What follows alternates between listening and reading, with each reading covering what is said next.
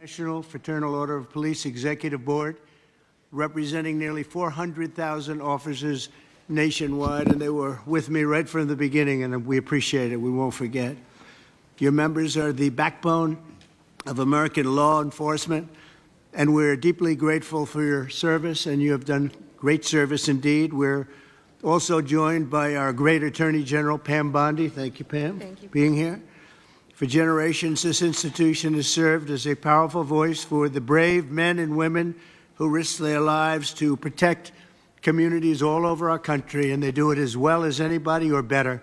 I was delighted to earn your endorsement in every one of my presidential campaigns where we did very well, record-setting well, and I'm proud to stand with you today as the most police president, I would say, without question, in the history of America. I don't think anybody's been more for the police than I am. In recent years, far-left radicals have vilified and targeted our nation's police with Marxist prosecutors and soft-on-crime politicians, making it impossible for you to do your jobs and do them the way you want to do them, and only you know how to do them. Under the Trump administration, those days are over. We're backing the men in blue, and we're backing the blue. Very honestly, we have some of the greatest people in the country sitting right around this table. We've ended the use of lawfare against police officers and terminated unjustified federal consent decrees. I signed an executive order directing the Department of Justice to provide legal protection and financial support for officers targeted by very frivolous lawsuits. Oh, I know about frivolous lawsuits better than you do. I can tell you, I had my share of them. I ordered other federal agencies to boost funding for police recruitment, retention, and pay, and I've asked Attorney General Bondi to pursue the death penalty for anyone convicted of killing a police officer, which is very appropriate. Upon taking office, I declared a national emergency on our southern border, and we reduced the number of illegal border crossers released into the United States by 99.999%. You can't do much better than that. We've removed thousands of violent criminal illegal aliens from our communities as part of the largest deportation effort in American history. And just a few months into office, the national murder rate has plummeted by 28%. It's going down largely because of what you're doing. I'm also deeply grateful to the National Fraternal Order of Police for its resounding endorsement of the one big, beautiful bill, which is moving along very nicely with great support. It's a great bill. It's a bill that's going to cut taxes more than any bill we've ever put in the history of our country. It's going to cut costs and expenses by $1.6 trillion, which is the biggest cut in expenses ever. And it's going to do so many other things. You know, our country is doing record business right now. Record investment is coming in. Close to $15 trillion is already committed to come in for building new plants and factories. AI is big. Apple's investing $500 billion plus. They're all coming in. It also includes the largest investment in border security in our nation's history, equipping law enforcement with the tools to stop the invasion. I built a lot of wall, hundreds of miles of wall. Now we're going to build some additional wall where we feel we probably should build it after a little trial and error. And we're going to end up building more wall than even I built, and we built a lot. So I want to thank you for your support, and now let's get the bill passed. We want to get it passed through Congress without delay.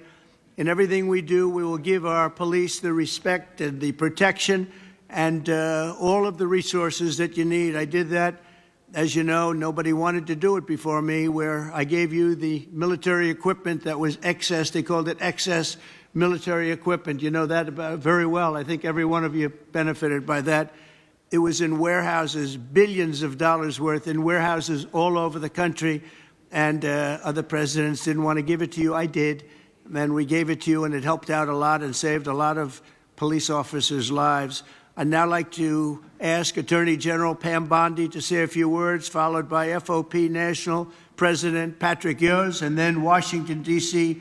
FOP Trustee Greg Pemberton, and Vice President of the Fraternal Order of Police, Joe Gamaldi, all great people. Thank you very much. Pam, thank you very much. Thank you, President. And thank you to the Fraternal Order of Police for being an unwavering voice for America's law enforcement. We all know there is no ordinary day in the life of a police officer. Each day, you leave your homes with complete uncertainty as to who you will encounter and what happens each day. You also stand on the front lines against cartels and foreign terrorist organizations while fighting the horrors of illegal drug and human trafficking. I was just in Poland this morning and arrived back not even 2 hours ago. And you have the respect of the entire world of law enforcement around this world. They respect all of you so much. Thank you for making all of us so proud on the worldwide stage. President Trump's Justice Department will do everything to protect you and to support all men and women who wear the badge in this country. We are fully committed to ensuring our local law enforcement officers have access to the resources, tools, and manpower you need to do your jobs. That means boosting recruitment and retention. We want the best and brightest to join your ranks just like you, and we want them to stay in your ranks. Last month, we announced $57 million in grant money available for law enforcement agencies to hire police officers. Through this funding, we anticipate nearly 1,200 new officers will be hired around the country. We're helping to pay for police officers' overtime and supporting President Trump's no tax on overtime. We've also made millions of dollars available for mental health and wellness programs for you around this country. We know how important that is. We're aggressively prosecuting criminals who assault law enforcement officers. We will not tolerate attacks on police officers. Since January, the department has brought 138 cases in 33 states against defendants who have assaulted our officers. Additionally, the DOJ will no longer target police departments with bogus lawsuits and bogus investigations. We are dismissing lawsuits filed by the Biden DOJ against police departments in Louisville, Minneapolis, Albuquerque, and more. We're ending meritless investigations into Phoenix, Trenton, New York City, Oklahoma, and elsewhere. We're also ending consent decrees that take control away from you, destroy morale, and increase violence. Instead, we're working with local law enforcement to give you the tools that you need to make our streets safer. We believe in backing the blue, not just in word, but in action. The Biden administration slandered you, defunded you, and undermined your service. But we stand with you, we honor you, and we will not abandon you. Thank you on behalf of President Trump, the Department of Justice. We are 100% committed to standing with our nation's law enforcement. God bless you, and God bless America. Thank you. Thanks, Pam. Mr. President, first, thank you. Thank you for not only your support for law enforcement as the 45th president, but also your support as the 47th president and all the years in between. You've always been a steadfast supporter of the Fraternal Order of Police and law enforcement across this country. I want you to know on behalf of our nearly 400,000 members, we appreciate all that you do for us. With us today is the members of our executive board, but we also have members of FOP unions in major cities across this country, which have some very serious problems that we're working with, and we appreciate the opportunity to share with you some of our views and work together on this. You know, you made a promise to us, and I want to start by saying this. You made a promise that you were going to address overtime, tax on overtime, and that was a promise made in a new big bill. One big new bill is certainly making good on that promise. We thank you for that. You know, law enforcement officers, we find ourselves in a very difficult position where we're having a serious problem with recruiting retention, as you pointed out. The problem is the people who are working right now are working so many hours and they're forced to work overtime, and now they have the tax liabilities that are associated with being pushed into different tax brackets because of being forced to work. Not only that, they're not getting to keep the money they earn. So you, in a recruiting and retention standpoint, you show appreciation appreciation for what we do, recognize what we do in the community, and I want you to know that we're proud to support the bill. This is something that needs to be happening. A promise that you made, and we appreciate you carrying through with it, and know that we're a partner in it.